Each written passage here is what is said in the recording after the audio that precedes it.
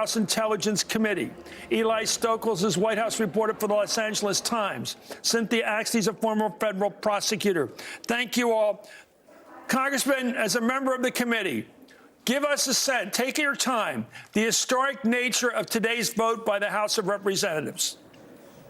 Well, Chris, look, let's put this in perspective. We already had the president's confession, as it were, in the memorandum of the call, and Mick Mulvaney, his acting chief of staff, having signed that confession in his own press conference, and the text exchanges. And now we have had 1, 2, 3 witnesses or more fully corroborate one another in that this deed was done. The president attempted to coerce Ukraine into helping him against a domestic political rival, and he explicitly threatened to withhold aid unless that was delivered. But Chris, for God's sakes, can we please step back and put this in perspective? And we haven't yet. Why this is all so important.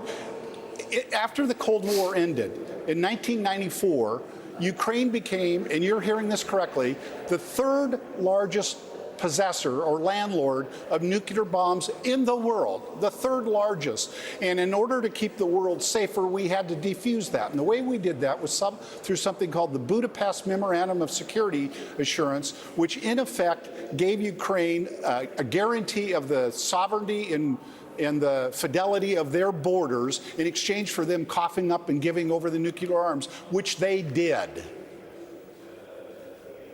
And so this was a key component of ending the Cold War, in effect, ending the threat of a third world nuclear war.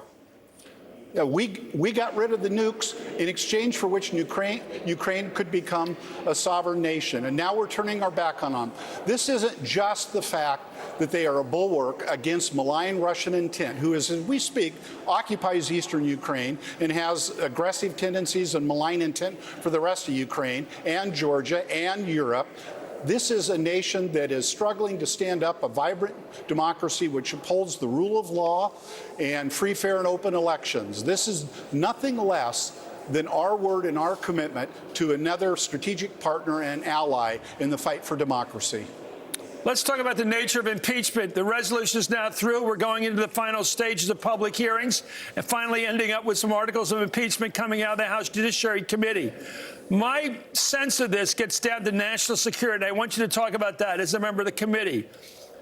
When the President of the United States was asked to approve Javelin missiles, the missiles you use to fight Russian tanks, he said, I want something from you, though. I want something first. I want dirt first. Tell me what you sense that means in terms of this president's human values and his patriotism. Your thoughts? Well, his exact words, I would like you to do us a favor, though, and I think it speaks for itself. He shook them down for help in his 2020 election by asking them to manufacture dirt on a potential political rival. It's no more and no less. But, Chris, here's the deal. As we now transition to the more public phase of this, as we begin to transition away from the investigation phase, I suspect the Republicans are going to have a much more difficult time because heretofore they've been objecting to everything on the grounds of process. They had demanded and called for exactly what we did today, which they then all voted against. And now we're going to get into more of the substantive part of it. So what is it that they're going to argue when we are actually dealing with the substance of what the president did? Any objective evaluation of the evidence to date suggests he did exactly that. Shake down Ukraine and threaten to withhold military assistance to a vulnerable strategic partner. And then what are they going to argue? We don't like that this is out in the open. We don't like that we get to call witnesses. We don't like that we get to cross-examine. I think they're going to have a pretty tough time at this. Cynthia, I want to ask you about a trial here because this is basically the grand jury part of the trial. Right.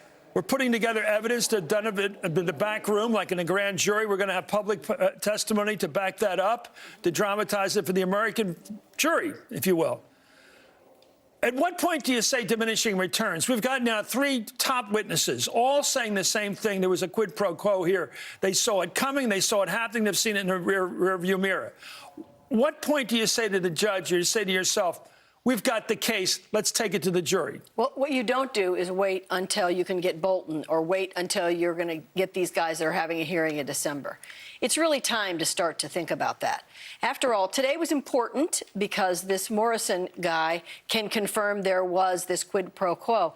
But before we get carried away about it, remember, he wasn't there until July 15th. The key witnesses, the entire arc of this conspiracy was way before he got there.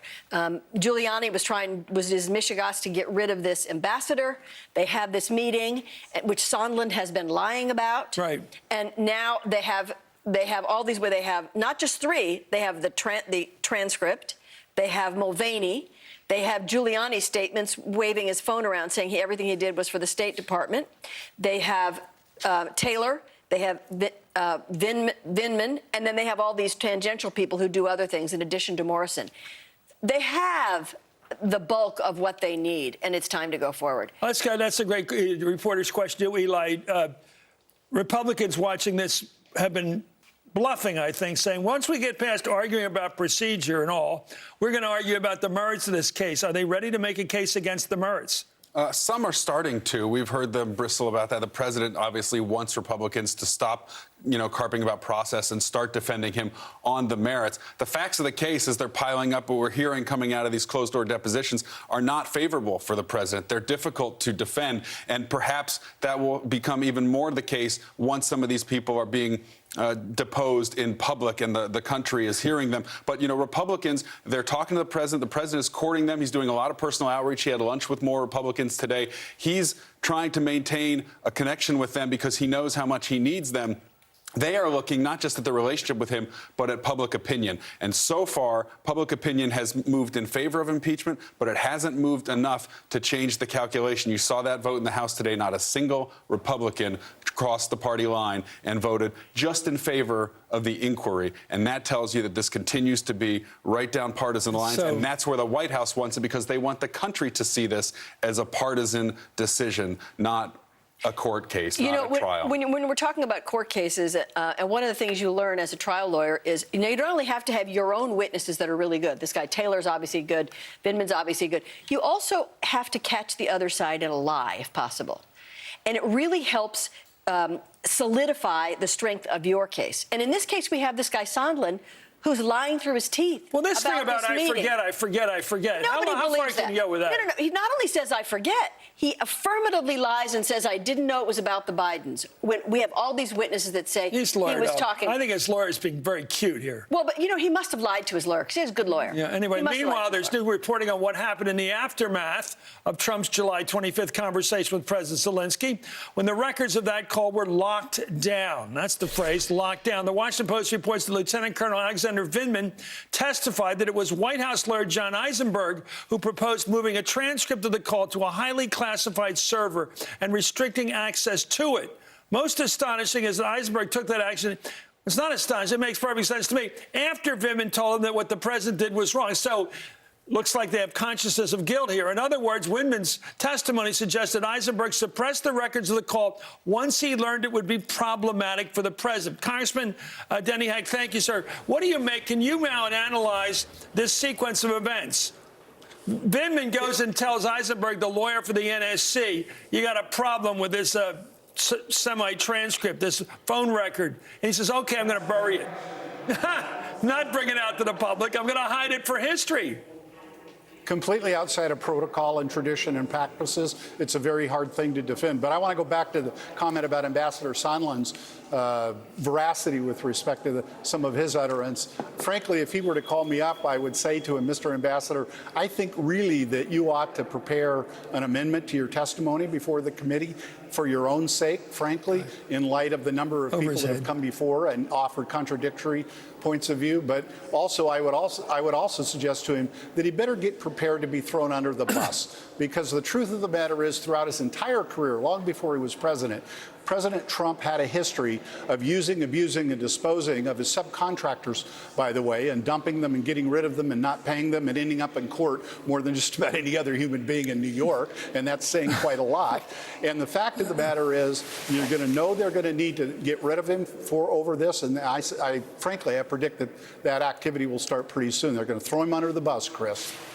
Well, let me ask you this, because you got a hot hand in the way you're describing this, Congressman. The way that this president recruits people, he gets Rudy at the end of his career looking for cash. Rudy's out there he's trying to raise money for himself, dealing with his own matters he's got to deal with, making himself famous again or infamous. You got this Sondland who paid $1 million toward, nothing wrong with that, I guess. It's all legal. You pay $1 million towards the inauguration for a president you didn't want nominated, didn't want elected. You got him elected. He's given you a really nice job. European Union. But instead of focusing on Brexit and all the stuff that has to do with European Union, he's, as you use, outsourced him to go over and do the dirty work on Ukraine. Is this his method? Pick up desperate people willing to pay for jobs, people who have no career left or want some prestige, and then exploit them and then throw them under the bus when you don't need them anymore? Looks like the MO. Highly expendable, Chris, and actually to the list of Ambassador Sondland, I would add Mick Mulvaney and Rudy Giuliani. These are the three prime nominees to be the next people thrown under the bus by the president. If he thinks he needs to do it for his own protection, he won't wait, pun intended, a New York second to do it. Well, you know what? He doesn't have a Midas touch, this president. He has a schlock tust. He touches you and your schlock. I'm sorry, junk. It's brutal, right, Eli? Well, I mean, this is a president who's always trying to press leverage, right? That's what he does with ambassadorships. That's what he does with people in and out of the administration. Use them up. That's what he's trying to do with Republicans right now. There's an article today about how he's trying to basically make sure that he goes and fundraises for Republicans who are loyal to him and supportive of him. Yeah. And that's basically at the crux of what we're talking about in terms of his conversations with Ukraine, seeing no difference between what he can get personally and directing the foreign policy. And what does he call people that don't play ball with him? Scum. Well, disloyal, scum, whatever. And that's always the excuse is if you're in his way, you're out to get him. There's even a hint in... I'm glad to have you on. There's even a hint in this testimony, in Morrison's testimony. He sort of throws Sondland under the bus. You can see the preview of it. But I think this is just one last point. I think this is really critical to his ability to inoculate himself because he does this so blatantly and in public. A lot of people who are going to start defending him more on the merits, they're going to say things like what Sondland told Zelensky, which is, this is just how the president operates. If he's going to give you something, he needs something in return. That's just how he's always operated. And they're going to say, look, this is just his behavior. And a lot of people who support him have tended to accept that. Why did they put up with it? I mean, Mulvaney has been humiliated Mulvaney said he was into the hospitality business and got croaked for it. Yeah. He's finished for trying to explain this guy's M.O. Right. Thank you so much, Eli. Thank you so much, Cynthia. And thank you, Congressman Denny Heck, for giving us a great exhortation about what this is all about historically. Coming up, Nancy Pelosi's